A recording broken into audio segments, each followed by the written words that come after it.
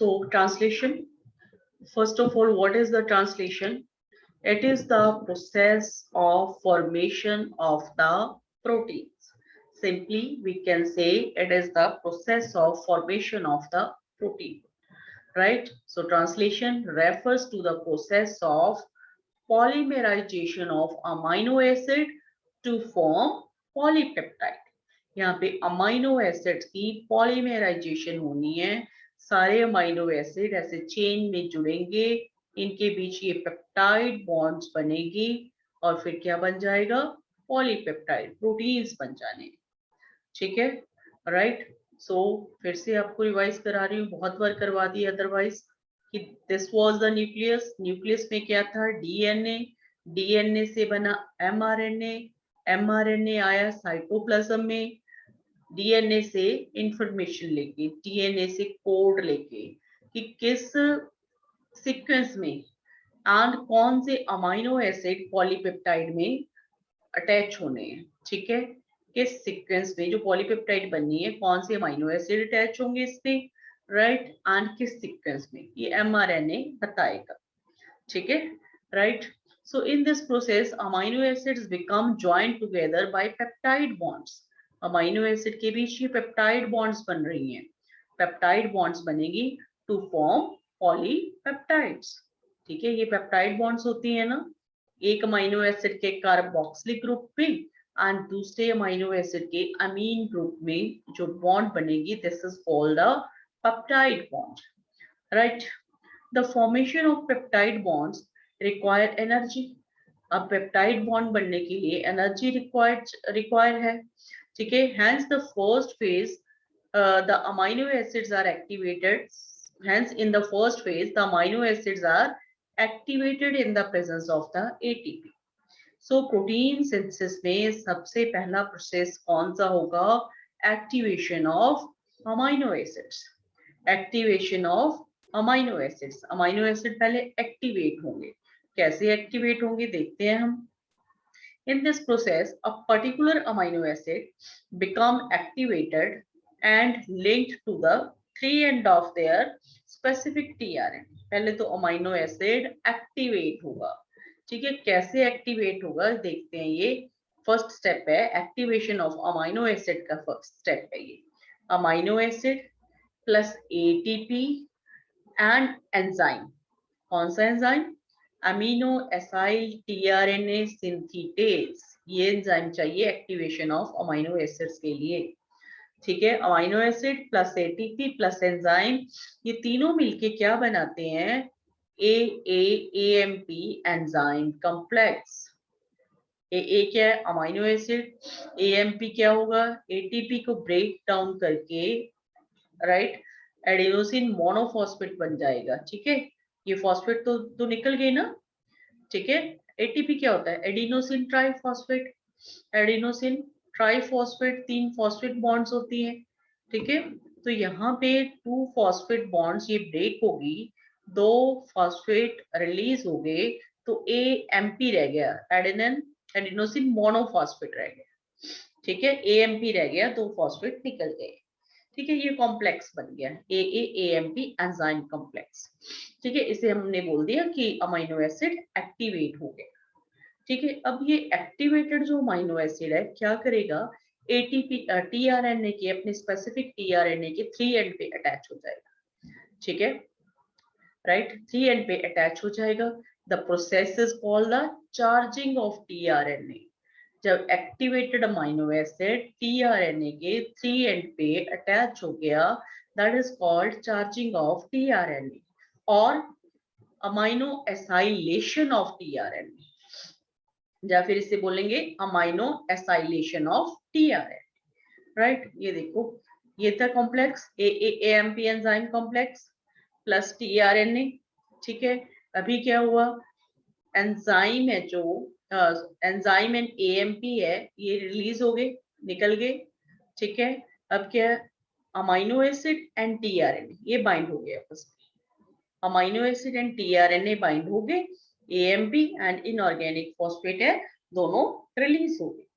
ठीक है, so first हमने स्टेप कर लिया, activation of amino acid and charging of the tRNA.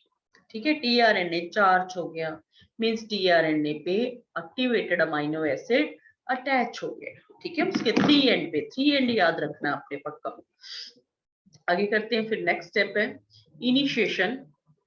Next step है initiation of the polypeptide synthesis. Initiation of the polypeptide synthesis. Okay. अब polypeptide बनी है, पॉलीपेप्टाइड की सिंथेसिस स्टार्ट होगी। कैसे स्टार्ट होगी, कहाँ पे स्टार्ट होगी? देखो पहले तो क्या होता है, एमआरएनए इज प्रेजेंट। ठीक है, एमआरएनए प्रेजेंट है। एमआरएनए पे क्या, mRNA is there, this is the mRNA. ठीक है, राइट। तो इस पे क्या लगना है, पहले तो स्मॉलर सब यूनिट एंड लार्जर सब यूनिट इस पे अटैच हो जाएंगे। The ribosome in its active state exist in two subunits, large subunit and the small subunit. When the small subunit encounters the mRNA, translation begins. जब smaller सब unit क्या करता है, mRNA पे अटैच होता है, तो ट्रांसलेशन स्टार्ट हो जाती है। ठीक है, the mRNA binds to the small subunit of the ribosome, following the base pair rule between the bases of mRNA and those on the RNA. क्या होगा, जो स्मॉलर सब यूनिट है वो आरएनए से अटैच हो जाएगा, एमआरएनए से अटैच हो गया। इनके बीच भी बेस पेयर रूल ये फॉलो करते हैं। ठीक है, उस तरह से ये अटैच हो गया। अब क्या, लार्जर सब यूनिट भी अटैच हो जाएगा, स्मॉलर सब यूनिट से लार्जर सब यूनिट भी अटैच हो गए। ठीक है, अब क्या है, यहाँ पे क्या, कहाँ पे अटैच होंगे? सपोज यहाँ पे फर्स्ट कोडोन है, स्टार्ट कोडोन AUG। AUG थोड़ा बड़ा बना लेते हैं, दोबारा बनाते हैं इसे।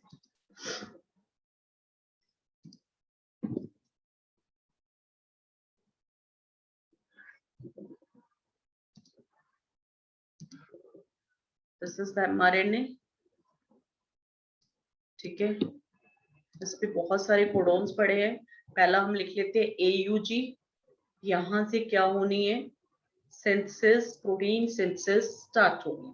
नेक्स्ट हम और ले लेते हैं, mRNA पे क्या प्रेजेंट होंगे, सिंपलेस्ट ले लेती हूँ मैं, CCG ले लेते हैं।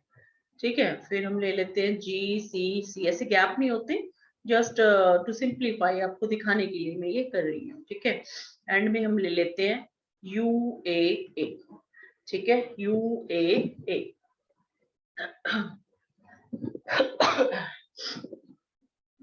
ओके, तो यहाँ पे हमने क्या किया, स्मॉलर सब यूनिट एंड द लार्जर सब यूनिट अटैच हो गए। ठीक है, स्मॉलर सब यूनिट एंड लार्जर सब यूनिट अटैच हो गए। ओके,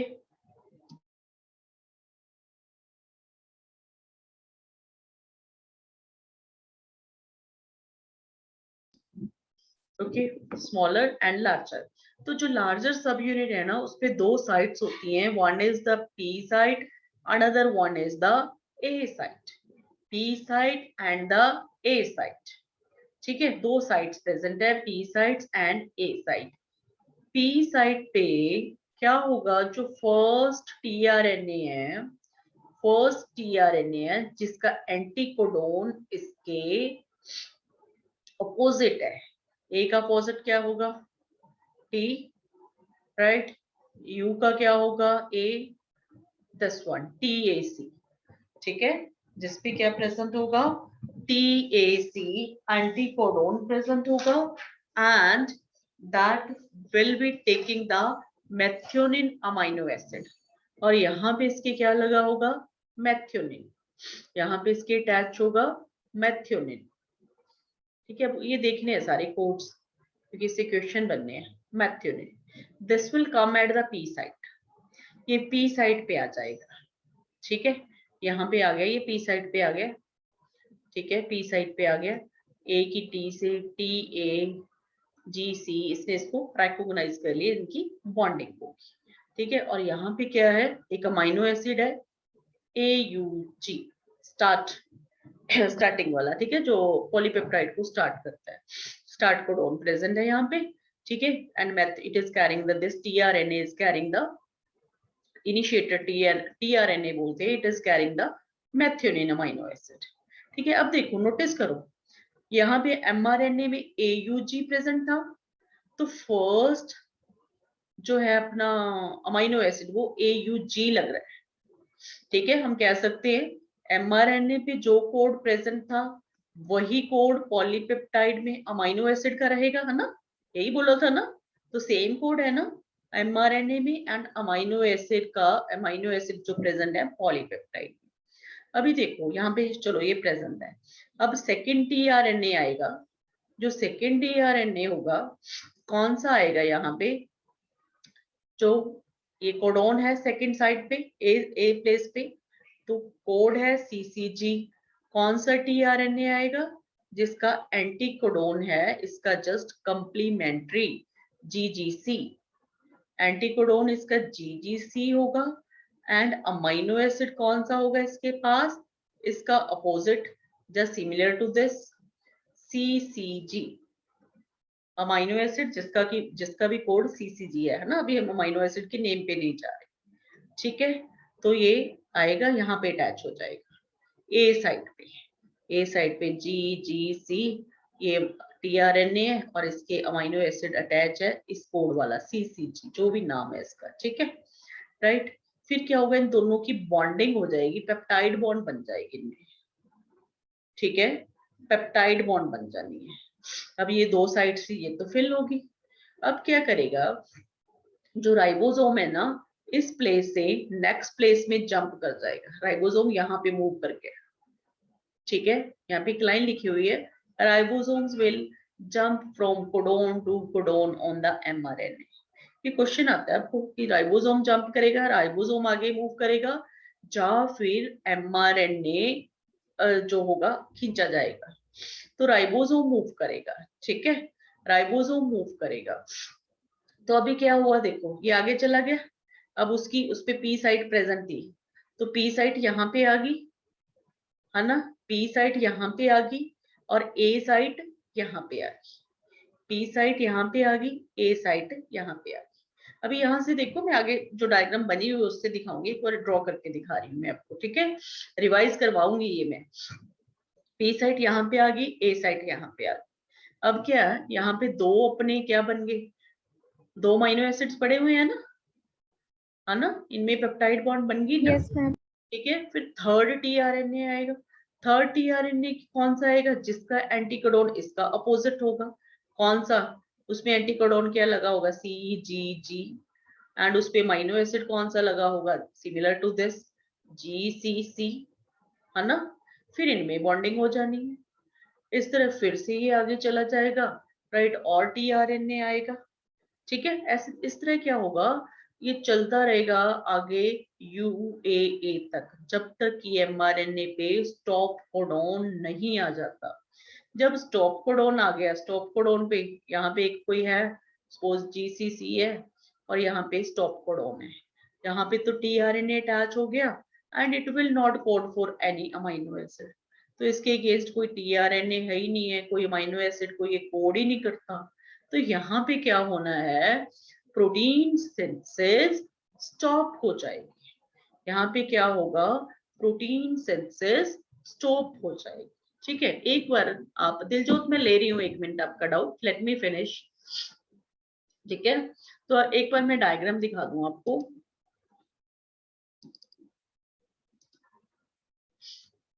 ये देखो, ठीक है, ये दिखाया हुआ है, ये कोई भी कोड ले लिया यहाँ पे, मतलब स्टार्ट कोडोन, राइट, ये कोड हो गया, कोडोन हो गया AGU, ठीक है, ये इसका एंटी कोडोन हो गया, इस पे क्या लगेगा यहाँ पे AGU, सीरीन, सीरीन अटैच होगा, ठीक है, AGU वाला, राइट।